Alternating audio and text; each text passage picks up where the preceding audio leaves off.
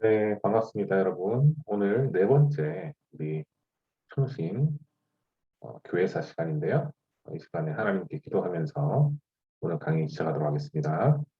하나님 아버지 감사를 드립니다. 237 나라 살릴 치유 서밋 지도자 랩런트들을 이곳에 불러주시고 각자 현장에서 청신 강의를 들을 수 있도록 주님께서 인도하심을 감사를 드립니다.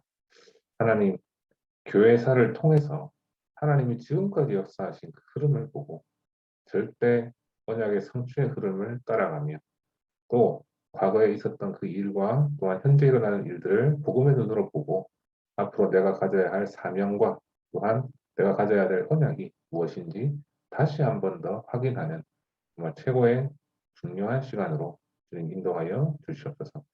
하나님 교회사 그 모든 내용을 인도하시고 또 지금까지도 역사하시는 하나님의 그 말씀을 붙잡고 좌로나 우로나 치우치지 않고 절대 언약만 붙잡고 나아가는 우리 경인 랩런트 될 수 있도록 역사하여 주시옵소서. 예수 그리스도 이름으로 기도합니다. 아멘. 네, 여러분 오늘 4강인데요. 오늘 PPT 내용 보면서 우리 강의 시작하도록 하겠습니다.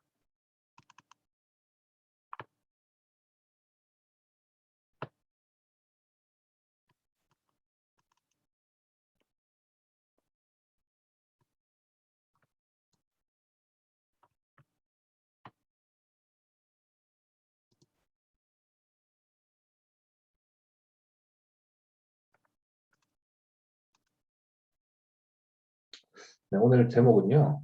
중세 교회의 변질과 타락이거든요.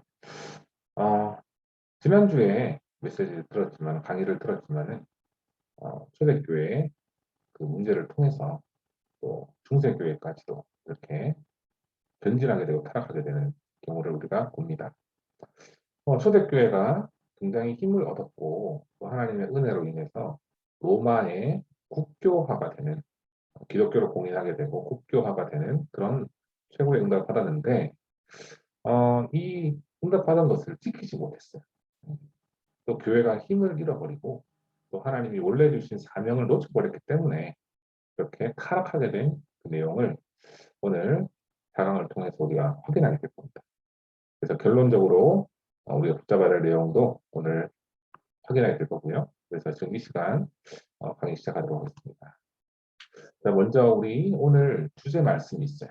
음, 디모데후서 3장 1절에서 5절 이 말씀을 우리 같이 한번 읽어보도록 할게요. 내가 이것을 알라. 말세에 고통하는 때가 이르리니 사람들은 자기를 사랑하며 돈을 사랑하며 자긍하며 교만하며 회방하며 부모를 거역하며 감사치 아니하며 거룩하지 아니하며 부정하며 원통함을 풀지 아니하며 참소하여 절제하지 못하며 사나우며 선한 것을 좋아하지 아니하며 배반하며 팔며 조급하며 자고하며 쾌락을 사랑하기를 하나님 사랑하는 것보다 더 경건의 모양은 있으나 경건의 능력은 부인하는 자니 이 같은 자들에게서 내가 돌아서라. 네. 여러분, 로마 정복 이후에 변질되어가는 기독교. 이게 첫 번째 내용이거든요. 기독교가 국교화가 되었죠. 음, 초대교회의 승리였죠. 그래서 그것을 딱 이어갔으면 좋았을 텐데 국교화되면서 또 타락하게 되었어요. 전도할 필요가 없게 되었어요. 초대교회 때는 어땠죠, 여러분? 핍박이 굉장히 심했잖아요. 예수 그리스도의 그 본질적인, 원색적인 복음을 붙잡고 있는 사람들이 곳곳에 흩어져서 모여서 기도하고 거론하고 했는데 또 카타콤에 들어가가지고 숨어서 그렇게 원색적인 복음을 가지고 누리고 또 전파하고 조용하게 그렇게 했는데 하나님의 응답으로 뭐예요? 하나님의 말씀이 점점 왕성하여서 또 곳곳에 다 퍼졌어요. 결국에는 나중에 국교화까지 되게 되는 그런 응답 받았단 말이에요. 그런데 굉장히 핍박 속에서 원색적인 복음을 가지고 전해야 되겠다는 사명이 굉장히 컸단 말이에요. 어, 전도에 대한 그 마음이 굉장히 컸단 말이에요. 선교에 대한 마음도 굉장히 컸단 말이에요. 그래서 바울이든 누구를 통해서든 전도자를 통해서, 제자를 통해서 곳곳에 세계 선교가 일어나고, 그죠? 교회가 세워지게 됐 그랬단 말이에요. 그런데 한 나라 자체가, 한 제국 자체가 기독교를 공인화하게 되고 국교화하게 되니까 어떻게 돼요? 전도할 필요가 없게 되는 거예요. 왜냐? 나라 자체가 믿으니까. 그래서 자기가 좀 성공하고자 하면은, 자기가 살라고 하면, 그 나라에서 뭔가를 하려고 하면 무조건 기독교를 자기가 따라가야 되는 거예요. 쉽게 얘기하면 교회를 따라가야 되는 거예요. 그러니까 믿음과 상관없이 어떻게 보면은 세례 신청을 계속 하는 거죠. 세례를 받아야 되니까. 그래서 결국 어떻게 되냐? 높은 사람에게, 자기보다 높은 사람에게 잘 보이려고 하는 아첨꾼들이 가득하게 되었어요. 지도자들은 잘 보여야 자기를 잘 챙겨줄 거 아니에요? 그래서 어떻게 보면 복음의 어떤 본질적인 내용보다는 사람에게 또 위치에 그렇게 뭐랄까요? 기대게 되는 그런 상황이 벌어지게 됩니다. 자, 또 교회는요, 또 힘을 얻었죠. 어떻게 힘을 얻었어요? 나라에서 공인을 해버렸어요. 그래서 이교도들, 누굽니까?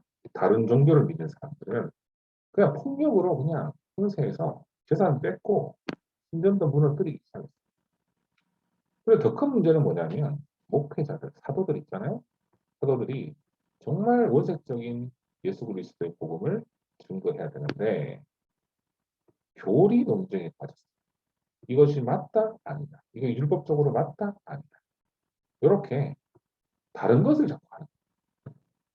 유대인들의 특징이잖아요. 유대교를 믿는 사람들. 그 특징이 뭐냐면은 철학을 굉장히 좋아하고 사람과의 논쟁을 좋아하고 그죠? 그러다 보니까 자기가 누리고 있는 그런 율법적인 내용, 그죠? 삶적인 내용 이런 것들을 서로 비교하면서 내가 먼저다, 내가 맞다, 네가 틀리다 이렇게 논쟁을 합니다. 그래요. 그래서 목회자들이 교리 논쟁에 빠져서 세월을 결국에 어떻게 되느냐? 로마 제국이 멸망하게 되고 교황 제도가 등장. 자, 군사력의 약화, 정치적인 분열, 경제적 활력 상실로 인해서 로마 제국이 언제 분열되느냐? 멸망하느냐? 476년도에 멸망. 사실 여러분 그 이전에 476년 이전에 분리가 된 내용이 뭐냐? 395년에 동로마와 서로마가 분리가 돼요. 로마 황제 콘스탄티누스라는 황제가 있는데 로마의 수도를 어떻게 옮겼어요? 동쪽에 콘스탄티노플로 옮기면서 로마의 중심이 바뀌게 돼요. 그래서 서로마, 동로마 두 세력으로 나뉘어 성장하다가 395년에 분리가 되거든요. 이 분리된 상황에서 이후에 게르만족, 훈족이라고 하는 이 족속들이 로마 제국으로 침입합니다. 결국에는 정치적인 내분이 있죠. 그렇죠? 서로가 동로마의 내분, 음, 내분이 있었고 또 게르만족도 침입합니다. 그래서 결국에 476년도에 멸망합니다. 자, 게르만족의 이동의 그 내용이 지금 지도에 나오죠. 오른쪽 보면은 콘스탄티노플 이렇게 해서 동로마 제국돼 있고 왼쪽에 뭐예요? 서로마 제국도 돼 있고 훈족들, 게르만족들이 내려옵니다. 그래서 난립해서 국가들이 막 세워지게 되고 그렇죠? 그런데 서방교회와 동방교회의 차이점이 있었어요. 서방교회는 교회 지도자를 교황을 세웠어요. 교황. 교황이 우선이다. 그런데 동로마 제국은 교황의 어떤 그 위치를 인정하지 않았어요. 자, 그래서 서로마는 라틴어, 또 동로마는 뭐를 따라갔냐? 헬라어, 그리스어, 그죠? 그걸 사용했어요. 언어부터 차이 났어요. 종교도 두 개로 나눠졌지, 그죠? 그래서 로마 가톨릭교, 또 그리스 종교 이렇게 나뉩니다. 이 둘의 차이는 좀 전에 제가 설명했잖아요. 뭐예요? 교황 중심이냐 아니냐 그 차이. 그리고 성삼위 하나님에 대한 그런 교리 부분도 차이가 있었어요. 이렇게 두 제국 간에 종교도 다르고 정통성 문제도 있었고 이 문제가 서로 있었기 때문에 갈등이 굉장히 심했거든요. 그래서 세워진 게 뭐냐? 세워졌다기보다는 세워져 있는 교회에 갈등이 있었는데 서방교회, 동방교회 이 두 간의 차이점, 갈등이 심했어요. 자,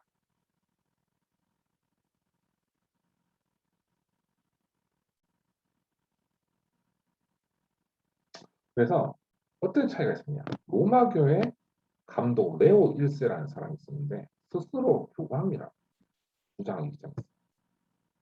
베드로는 초대 교황, 그다음에 로마 교회가 전 제국에 있는 모든 교회 위에 있다. 그렇게 주장. 그레고리 1세 때는 교황권이 본격적으로 강화됐어요. 그래서 동방교회와 끊임없이 분쟁이 시작했어요. 교리 문제, 교권 문제 그렇게 시작했거든요. 이래서 결국에는 복음이 완전히 노출됐거든요. 왜 그럴까요, 여러분? 교황권이 점점 강화됐기 때문에. 그래서 부패하기 시작했다니. 사람 중심으로 가게 된 거예요. 그리스도 중심이 아니라. 자, 이 특징이 있습니다. 볼까요? 가짜 문서들을 만들었어요. 그래서 교황이 하나님과 인간 사이에 있는 가장 높은 존재라고 주장합니다. 교황은 또 오류를 범하지 않는다. 이 쉽게 좀 어렵게 표현하면요. 교황 무오설이라고 합니다. 오류가 없다. 어떻게 오류가 없어요, 여러분? 사람인데. 또 교황이 파문한 사람, 이 사람은 아니다. 어, 보낸 사람은 구워 못 받는다라고 생각합니다. 그러면 어떤 일이 일어날까요, 여러분? 교황한테 잘 보여야 돼, 무조건. 그렇죠? 아첨하고 잘해야 돼. 뒷돈 주고 해야 돼. 자, 그래서 어떤 일이 벌어질까요? 명예욕. 교황이 되기 위해서 정치적 싸움이 엄청나게 벌어집니다. 결국에는 교회가 분열해요. 싸우잖아요. 또 교황들은요, 정치, 경제, 권력을 장악하고 더 큰 문제는 뭐냐면 교황이 첩을 두고 생활했어요. 첩. 자, 더 큰 문제는 교회가 힘을 잃어버린 이 사이에 동방에 이슬람교가 출현해서 완전히 장악해버렸어요. 자, 여러분 지금 유럽 국가의 동방 쪽에 있는 그 나라들 어떻습니까? 이슬람교 완전 장악. 그때부터 시작된 거예요. 자, 교황은 어떻게 할까요? 교황의 세력을 좀 지키기 위해서, 그죠? 기독교를 지키기 위해서, 기독교라기보다 가톨릭교지. 이걸 지키기 위해서 수백 년 동안 의미 없는 십자군 전쟁 이렇게 해서 계속하게 만들었어요. 자, 이 그림은 뭐냐면요. 면죄부 판매한. 자, 교황이 뭐를 만들었느냐? 면죄, 죄를 면해주는 문서를 만들었어요. 티켓이에요. 티켓. 자, 네가 죄를 지었지? 그럼 이 티켓을 사라. 그러면은 너의 죄는 사해진다. 말이 되나요? 말 안 되죠. 자, 죄의 문제를 해결하신 분은 유일하신 예수 그리스도. 그리고 기도하고 회개할 때 하나님이 문제 해결해 주잖아요. 그게 아니라 사람에게 문서를 면죄부를 판매해서 그거를 사서 내가 갖고 있으면 돈을 지불하면 죄가 해결됩니다. 완전 말도 안 되는 소리죠. 자, 중세 사람들이 생각했던 천국과 지옥에 대한 개념이 또 기둥 위에 지금 오른쪽 보면 성자 한 명 앉아 있잖아요. 이 사람은 고행을 했어요. 고행. 이 위에서 그냥 살면서 힘들게 살아야 자기가 구원받을 수 있다라고 생각합니다. 말도 안 되는 소리죠. 자, 그래서 결국에는 실패하게 됩니다. 중세 교회가 네 번째로 실패할 수밖에 없던 이유. 첫 번째가 뭘까요? 제일 중요한 게 복음이 상실됐어요. 평신도들 있죠? 우리는 지금 몇몇들도 그렇고 다 성경책을 읽지만 이때는 평신도가 읽지 못했어요. 위에 있는 계급에 있는 사람, 교황, 그죠? 사제 이쪽 사람들만 읽었다. 읽고 그냥 전달만 좀. 또 복음이 아니라 선행과 세례로 구원받는다. 예수 그리스도 믿음으로 구원받는 게 아니라 헌신해야 됩니다. 세례를 받아야 됩니다. 또 제일 지금까지도 고질적인 문제가 뭐예요? 고해성사. 사제에게 중보기도를 구하고 내 잘못을 얘기하는 고해성사를 통해서만 받을 수 있다. 뭐를? 구원받을 수 있다. 말이 안 되는 소리죠. 자, 또 여기서 지금 세 번째 보면요. 성물, 성상, 성자, 숭배, 입정, 면제부 판매가 되어 있는데 여러분, 성물은 음, 교회에서 사용하는, 가톨릭 교회에서 사용하는 굉장히 성스러운 물건을 말합니다. 또 성상은 뭐냐면요. 여러분, 말이 어렵죠. 뭐냐? 성인들 있죠. 성인들. 성 베드로 혹은 뭐 니콜라스 뭐 이런 사람 있잖아요. 성 베네딕트 이런 사람 있잖아요. 그런 사람들 유럽 가면은요. 동상이 많이 있죠. 성인들 있잖아요. 그 동상. 그거를 섬기는 게 우상 숭배가 아니라고 해요. 말이 안 되죠. 사람을 왜 섬깁니까? 왜 우상을 만드나요? 말도 안 되지. 또 성자 숭배로 인정합니다. 자, 이래서 여러분 가톨릭교가 우상 숭배하는 가톨릭교가 이단 중에 이단이라고 지금까지도 얘기합니다. 자, 면제부 판매 아까 봤죠, 여러분? 오늘 그림이 나오는데 배를 달리는 티켓. 또 더 큰 문제가 뭐냐면 전도가 상실됐어요. 전도가 필요 없는 시대잖아요. 성교를 놓치고 모든 것을 빼앗긴 시대. 바로 중세 시대. 또 교권 우상에 빠져버렸어요. 오늘 왼쪽에 그림 보면요, 여러분 순서대로 계급이 나와 있죠. 교황, 추기경, 대주교, 주교, 사제로 이어지는 엄격한 계급사. 이렇게 되다 보니까 사람 중심에, 교권 중심에 빠질 수밖에 없어요.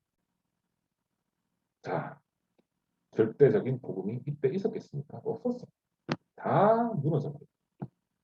그래서 하나님이 전혀 기뻐하지 않는 교회 된 거예요. 근데 결국에 1517년에 루터가 종교 개혁으로 인해서 이 문제는 끝나게 됩니다. 자, 루터가 95개조 반박문을 땅땅땅 닦는 장면. 그 내용이 밑에 있는데 복음 중심으로 돌아가야 된다. 그 말이죠. 자, 그래서 대규모 개혁 운동이 일어나고 기독교가 다시 한 번 더 힘을 얻는 완전 유럽 사회 전체를 뒤집어버리는 그런 일을 루터가 하게 됩니다. 그래서 지금까지도 개혁 그 중심을 가지고 우리가 신앙생활을 하고 있는 거죠. 자, 결론이에요. 지금은 교회가 힘을 잃어버리고 있는 시대죠. 중세 시대도 그랬지만 지금도 그렇습니다. 또 교인이 힘을 잃어버린 시대, 또 선교가 약화되고 있는 시대. 그렇다면 여러분 오늘 교회사 중세 교회, 중세 시대, 그렇죠? 그 시대의 변질과 타락에 대해서 우리가 봤는데 중세 교회에 그러면 지금 이 시대에 내가 해야 될 것은 무엇인가? 그거를 다시 한번 확인해야 되겠죠. 237 치유성의 언약을 붙잡기를 바랍니다. 여러분. 절대 복음의 바톤을 이어가면서 진짜 복음 운동하는 교회를 위해서 기도하고 남은 자, 남을 자, 남길 자의 역할을 하는 우리 등이 정신 있는 되기를 주님의 이름으로 부탁해요. 자, 오늘 이렇게 강의를 들었는데 오늘 결론 내용이 참 중요하죠. 그때도 무너졌고 지금도 무너지고 있는 시대에 나에게 있어서 최고의 언약은 시대 살리는 입니다. 교회 살리는 랩런트다. 이 언약 가지고 승리하기 바랍니다. 기도하겠습니다. 하나님 아버지 감사를 드립니다. 오늘 교회사 내용을 통하여서 복음을 잃어버리고 전도가 약화되어지고 또 선교가 약화되어지고 있는 이 시대에 237 나라 살릴 치유 서비스 언약을 다시 한번 더 확인하고 또 매일 말씀과 그리스도의 그 은혜와 능력으로 현장을 살리는 증인될 수 있도록 우리 영상 진행자들 인도하여 주시옵소서. 예수 그리스도 이름으로 기도합니다. 아멘. 마치겠습니다.